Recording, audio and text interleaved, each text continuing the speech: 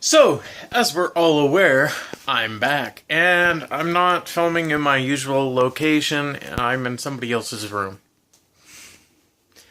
They'll probably see this video too.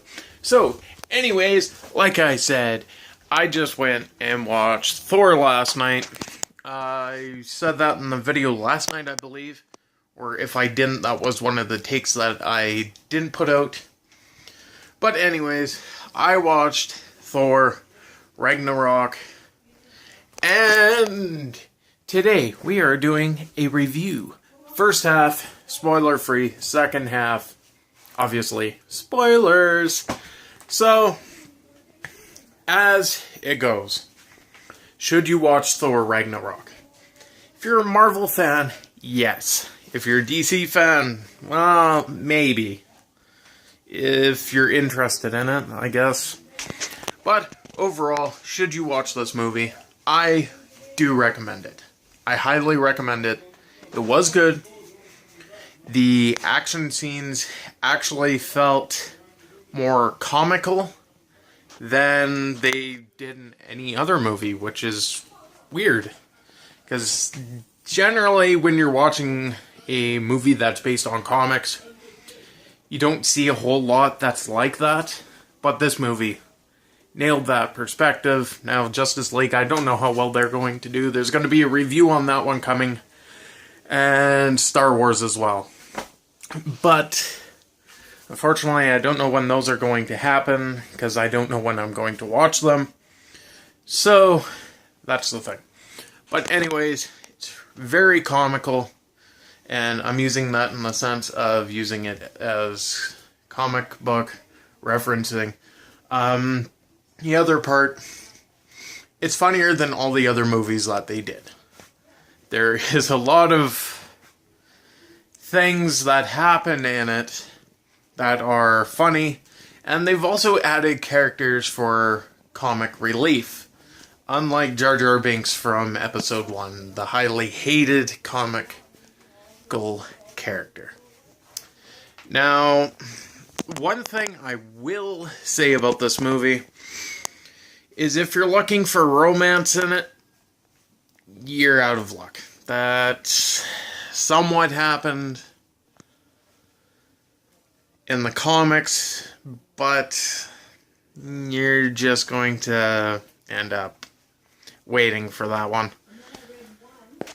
Anyways, the soundtrack, that is actually better than Guardians of the Galaxy 2. Now, there was a lot of people that liked that one, but this one, I feel they did a lot better song choices.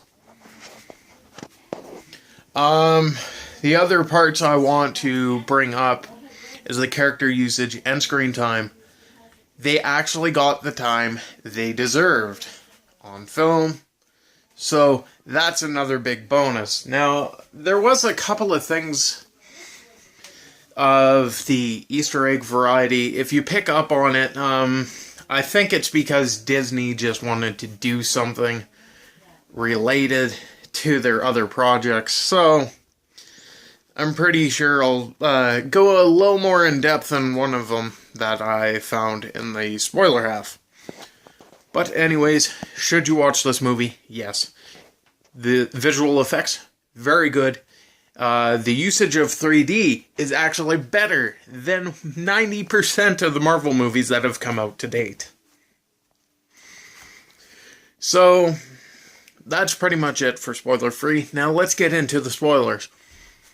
So, I went and started talking about the spoilers, trying not to, by accident. So, what we're going to do is talk in depth on the Easter egg that I seen. Now, the Easter egg that I seen does happen closer to the end of the movie. Now, if you're paying attention to a specific scene, Thor is pretty much like this in the camera view, and when he turns, you see a short little snippet of something that looks similar to the back of a stormtrooper. Now, I'm not sure if that was intended or not, but there was something strange about that, because at first I was like, yeah, okay, that's a strange thing that they're wearing. But I looked at the back piece, and it literally looked like the canisters that the stormtroopers carry. That is what made me go, oh. Now, the other thing is that character wasn't wearing a helmet. So, that also says it's trying to be hidden. Now, it was a quick 2-second thing that pops up, then it goes away. But, there's a few characters in the movie itself that were highly fascinating. One of them was the stone giant. I can't remember what his name was. He is one of the funniest characters in the entire movie with his short little one-liners. Now that is... the funniest part about him is all these one-liners that he comes up with. One part, he actually says something repeatedly. He says it twice in the movie. And the sense of was, oh, they just got there. Then he says this one little line about we're hopping on the ship. Do you want to come? They said that about the first time they entered the ship. Now they're saying it a second time. At first I thought it was an illusion by Loki, but apparently it wasn't. Now that part to me was actually funny. There's a lot of other great things about it. The usage of Hulk actually made sense. You seen Banner, you seen Hulk. You seen them both. In the film, you even got to see Doctor Strange for a little bit. Now, the part that annoyed me to no end about the Doctor Strange part, character was not used as much as he could have been in that film. He was a little longer cameo than Stan Lee was, but Stan Lee's cameo is not going to get better than asking Tony Stank. That is pretty much the pinnacle of his cameos so far. But overall, it's a great film. I give it a 9.4 out of 10. Now, I do praise a lot of movies.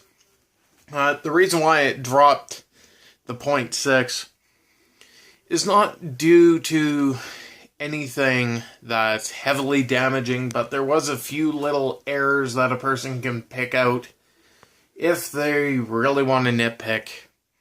And then there's a couple of other things that didn't make sense. Once again, that's also back to nitpicking.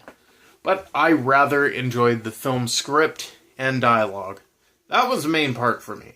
That and the visual effects was a bonus. It was way better than all the other Thor movies, so I can see why it's doing very, very well internationally. But anyways, that's all the time I have for the review. Thank you guys for watching, and as always, I hope you're having a fantastic 2017, and if you're not, I hope it gets better for you. Peace.